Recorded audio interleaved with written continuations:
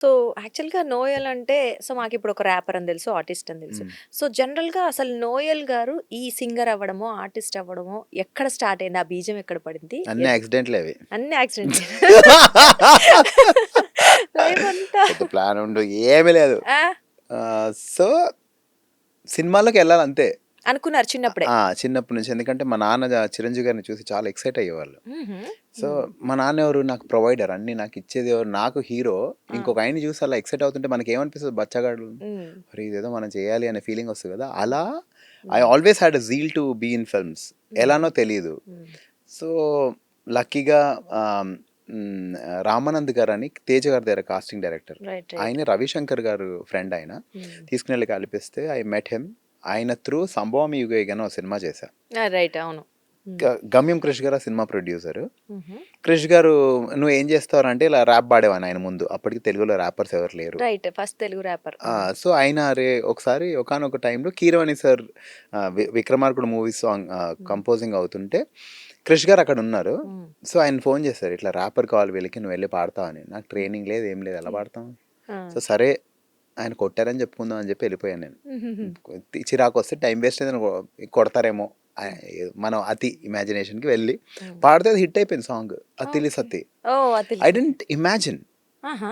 దాని తర్వాత వాళ్ళ కంపెనీలోనే కీరవాణి హ్మ్. గారి ఆడియో కంపెనీలో అవునవును. చాలా రోజులు వర్క్ చేశా. హ్మ్. 'ఈగ' అయింది, హ్మ్. 'కుమారి 29 ఇలా ఇంకా హ్మ్. అలా నా జర్నీ మొదలైంది. Right. So, it's Keeravani sir కాంపౌండ్‌లో హ్మ్. నేను ర్యాపర్‌నయ్యా, పెరిగిన ఒక మొక్క. ఆర్టిస్ట్‌నయ్యా అన్నీ అక్కడే. అంటే ఫస్ట్ మీరు ఆర్టిస్ట్ అవుదాం అనుకున్నారు గదా! అంటే అవును. ర్యాపర్ గాని, సింగర్ గాని అవ్వాలని లేదు. మరి ర్యాపర్ ఎలా వచ్చింది? ఆ థాట్ ఎందుకు అలవాటయిందది? ఏమో అండి అది ఇంకా ఆహ్, బాగా వినేవాడిని. మీకు 'లవ్ బర్డ్స్' అనే సినిమా తెలుసా ప్రభుదేవ గారిది? ఆ! ప్రభుదేవ గారిది. ఓకే. ఆ! అందులో సాంగ్ ఉంటది. 'సఫ్ఫస గోలమేల సన్నమన్న చిక్ బ్యాక్ నో ఆ! చాట్ వెచౌ కెనక కమె కొంఫియ చాడ్' ఇదేం పాటరా బాబు! అని నాకు గూస్ అర్థమైంది. బంప్స్ వచ్చాయి. ఓకే. భలే మజా వచ్చింది. అండ్ హ్మ్. ఇది రేగింది, రెప్పింది, దినసరి అదే రాత్రికి ఎంతో పగలేందో మరుపులిదిలే. హ్మ్. ఈ పాటలు వింటుంటే నేను ఎంజాయ్ చేస్తున్నా. I hmm. Started listening to more of rap songs. ఇదేంటి అని చెప్పి వినడం మొదలుపెట్టి. హ్మ్. సో, ఏఆర్ రెహమాన్ గారు నా ద్రోణాచార్య అనుకోవచ్చు. హుహు. ఆ! ఆహా! చూసి కీరవాణి పెరిగారు. గారు కృష్ణుడు నాకు. నన్ను ఆహా! తీసుకొనెళ్ళి రారా నేను నీకు కెరియర్ ఇస్తానన్నట్టు. Okay. So, he inspired me. ఆ హ్మ్. పాటలు విని నేను ఆ పాటలు నేర్చుకుని దాని తర్వాత ఏమో ఆ ఫ్లో వచ్చింది రాయడము. హ్మ్. ఎలా అంటే నాకు తెలీదు. సో, రాయడం అయితే అప్పుడు నేర్చుకున్నారు. ఆఫ్టర్ దట్ 'విక్రమార్కుడుది' స్టార్ట్ చేసారా రాయడం అంతకు ముందేనా? అంటే అంతకుముందు ఏది పడితే అది రాసేవాళ్ళమండి. ఆ! మనం బావుందని అనుకుంటాం కదా! అదేలే. కానీ వేరే వాళ్ళు చెప్పారు మనకు తెలీదు కదా బావుందని. Of so, course. రాజమౌళి గారికి నచ్చింది అంటే ఆఫ్ ఎంతో కోర్స్ అంత బానే ఆబ్వియస్‌లీ. ఉండొచ్చు కదా! అంతే. దాని తర్వాత 'మంత్ర మహా మహా' అయింది. యెస్. అది హ్మ్. Full length song. హ్మ్.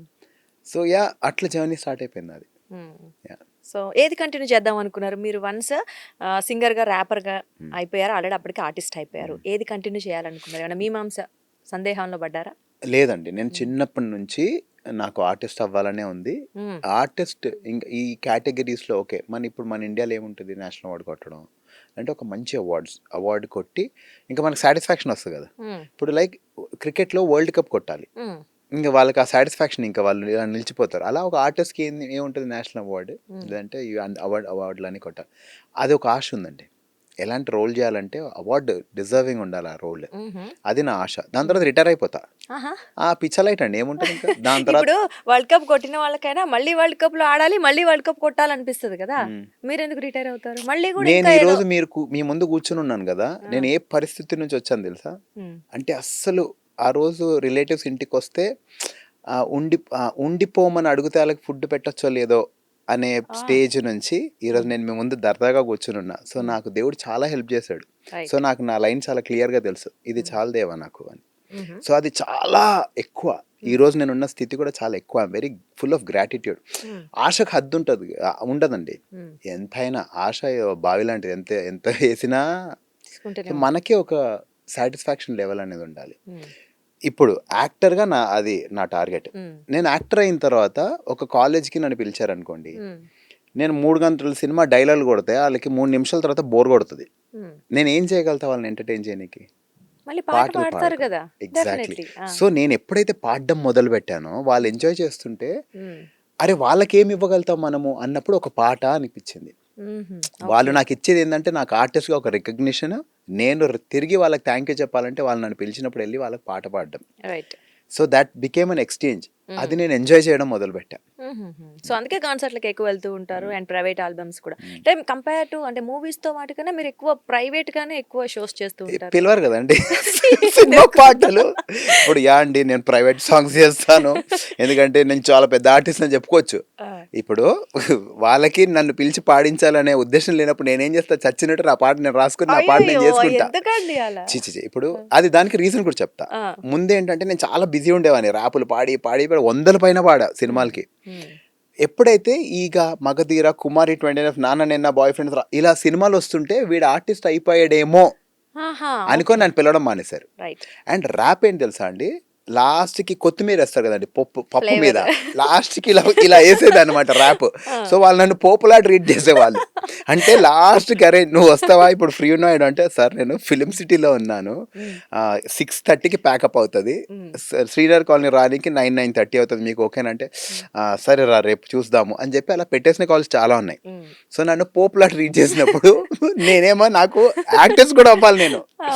సో ఐ వాజ్ లైక్ అరే ఎట్లా సాటిస్ఫై చేయాలని ఇంకా మెల్లి మెల్లి మెల్లి మెల్లి మెల్లిగా అది కట్ అయిపోయింది. అది వాళ్ళు ఏదో నేను పాడలేక పిలవట్లేదు, ఏ ఆడ పాడతాడో లేదో అని పిలవట్లేదు.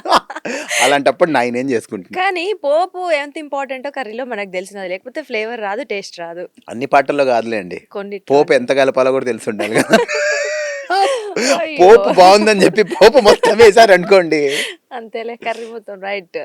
సో అలా అలా మీద క్రియేట్ చేసుకున్నా అంటే ఓన్ ఐడెంటిటీ తెచ్చుకుందామని అనుకోవచ్చుగా. అలే అనుకుందాం. Of course 100%. అంటే ఒకటండి, ఇప్పుడు మేము ఒక కాలేజ్కి ఈవెంట్కి వెళ్ళినప్పుడు సినిమా పాటలు పాడుతున్నప్పుడు అన్న మీ పాట అది పాడండి అని అడిగితే ఎంత పెద్ద కాంప్లిమెంట్ తెలుసా అండి. చాలా పెద్ద కాంప్లిమెంట్ అది ఒక ఇండిపెండెంట్ ఆర్టిస్ట్కి. రాహుల్ సిప్లిగంజ్ కాన్సర్ట్ అయింది ఎల్బీ నగర్లో. రాహుల్ సాంగ్స్ అడుగుతుంటే I felt so happy as a friend. నేను విఐపి సీటింగ్లో కూర్చున్నాను వాళ్ళ నాన్నగారితో. అన్న మంగమ్మ పాడన్నా, మా కిరికిరి పాడన్నా అని అడుగుతుంటే ఏంది అన్ని హిట్స్ పాడిన రాహుల్, నాటు కూడా పాడాడు. ఆయన ఓన్ సాంగ్స్ అడుగుతుంటే ఐ ఫెల్ట్ సో హ్యాపీ. అది కదా సాటిస్ఫాక్షన్. నేను కూడా నా షోస్కి వెళ్ళినప్పుడు నా పాటలు అడిగినప్పుడు నాకు అదే ఫీలింగ్ ఉంటుంది, అరే మన పాట అడుగుతున్నారు రాబోయ్ అని. అది. సో